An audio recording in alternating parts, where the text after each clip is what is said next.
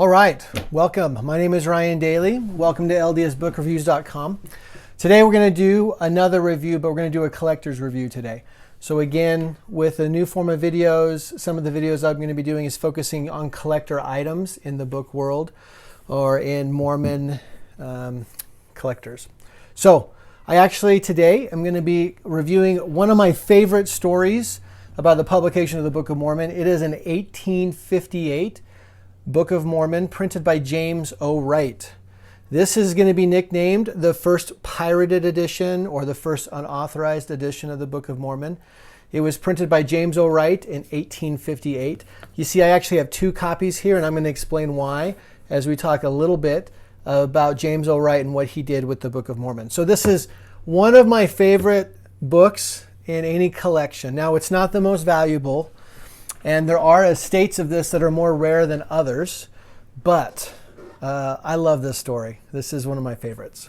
So, as you recall, the Book of Mormon was printed in 1830 by Joseph Smith.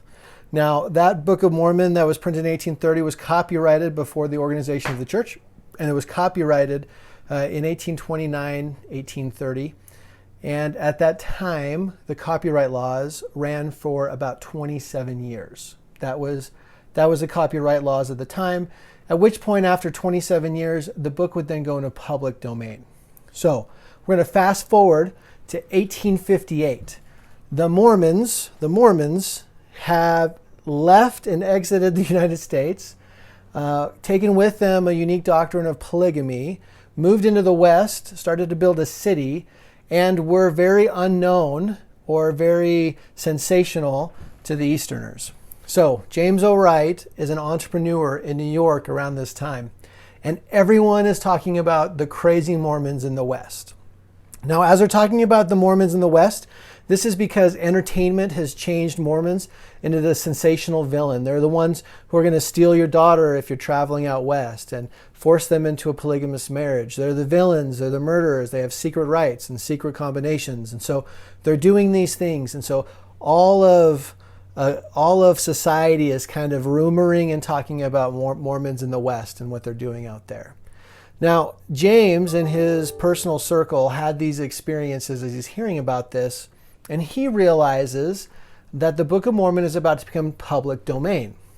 And as Mormons are an extremely popular group of people to talk about, he decides he is going to, once the copyright expires, he's going to make himself a whole bunch of money.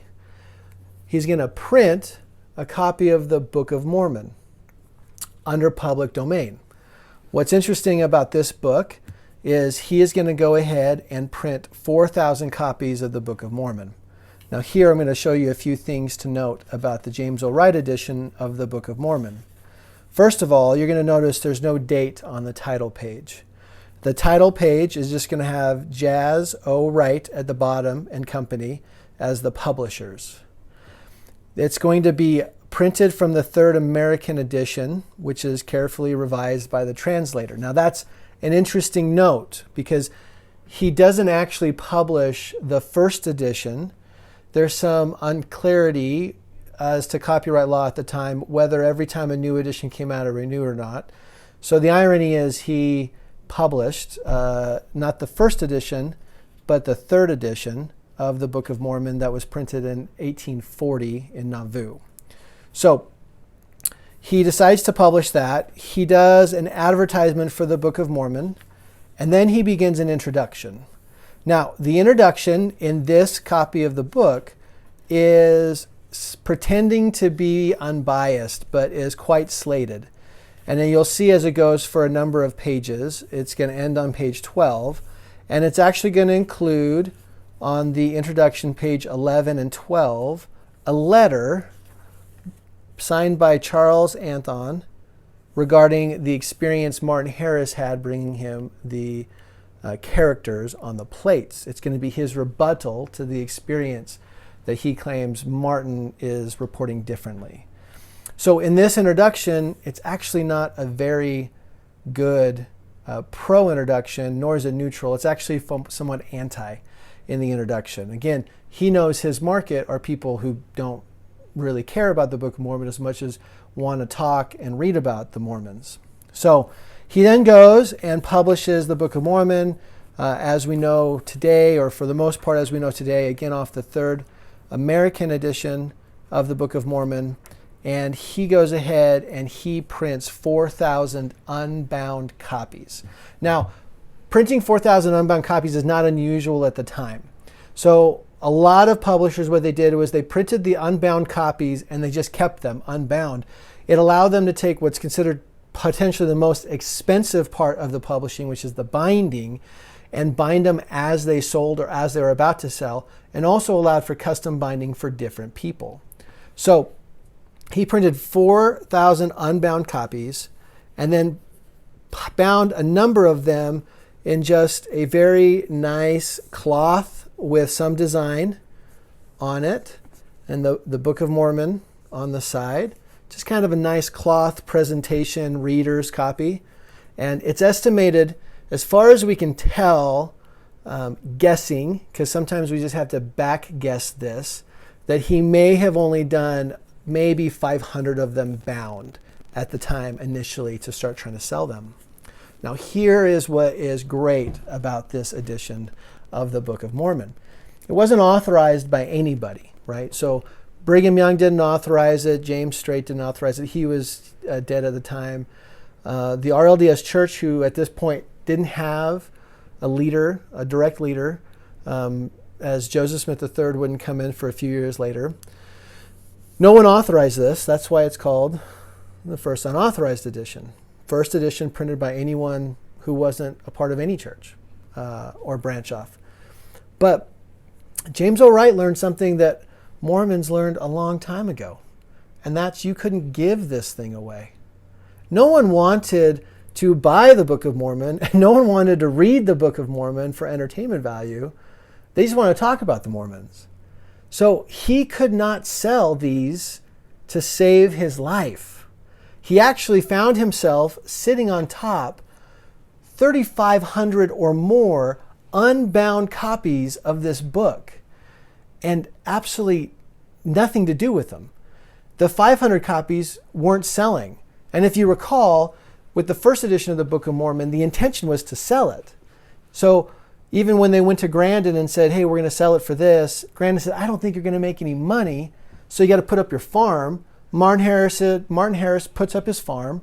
He loses his farm. Why? Because it doesn't sell. They can give it away to people who are interested. As they preached, they gave it away or sold it to people who really wanted it. But at the end of the day, it wasn't a bestseller, and it never would be. So here is this gentleman, thinks he's going to make oodles of money on publishing the Book of Mormon and selling it to his friends and socialites, and nothing happens. So what takes place is, whether he's traveling and hears, or someone learns and understands and they reach out to him, eventually he ends up getting connected with a branch of the church, a branch of Mormons that didn't go west. Now, when Brigham went west, there was a number of Latter-day Saints that stayed that didn't follow Brigham. Some of them didn't follow him just because they didn't follow. Some of them didn't believe he was a successor. Some of them followed other successors. Some of them just hunkered down and created their own congregations.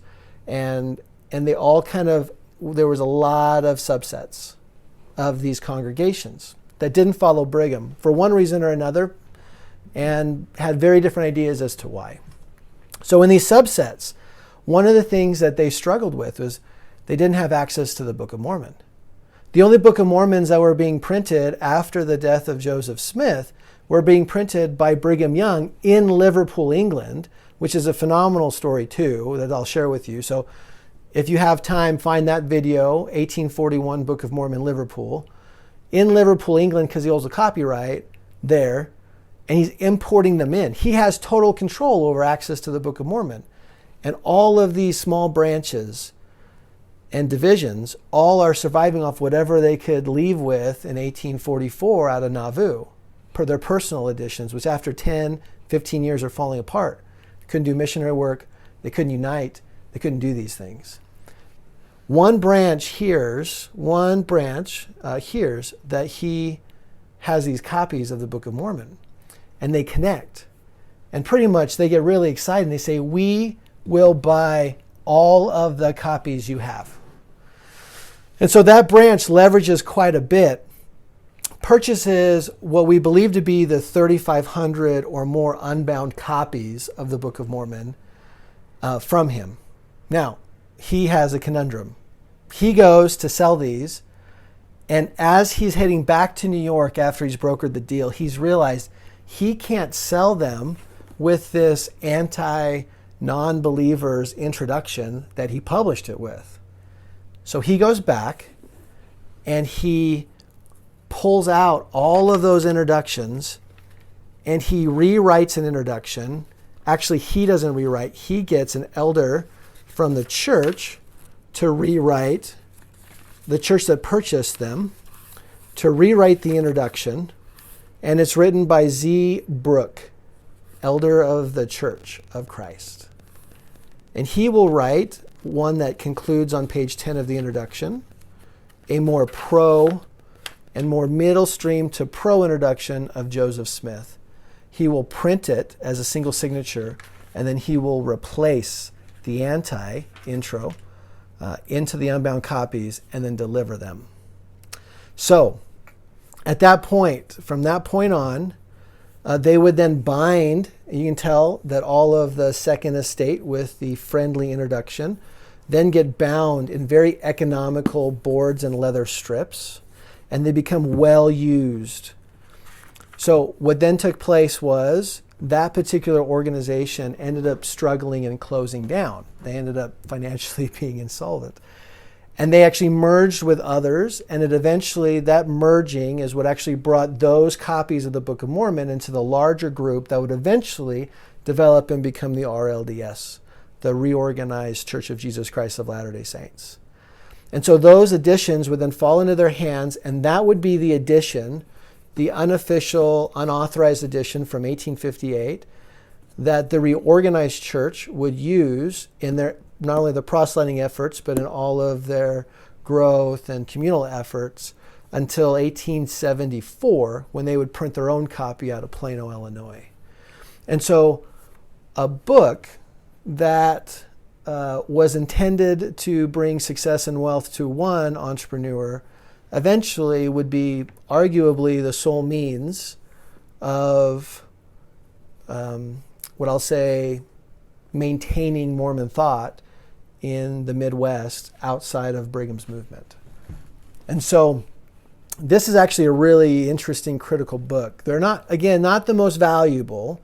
The one with the first estate is much more rare and much more collectible, particularly in this condition. This is phenomenal condition. They usually are much more broken up, but there's been no work done. A little bit of the spine has fallen.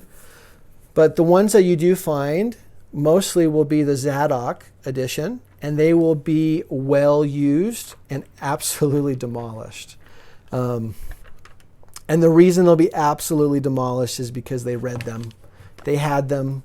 They used them for almost, 15 years more before they printed their own editions there in Plano. And so you'll find these editions and they are just absolutely beaten up, but they're beautiful. So this is one of my favorite stories. I absolutely love it in printing and publishing of the Book of Mormon. Again, not the most collectible. It is very collectible, but not the most valuable, but I think the most interesting story out of the printing of the Book of Mormon from 1830 to about 1930. So with that, that's the collector's commentary a bit on these items.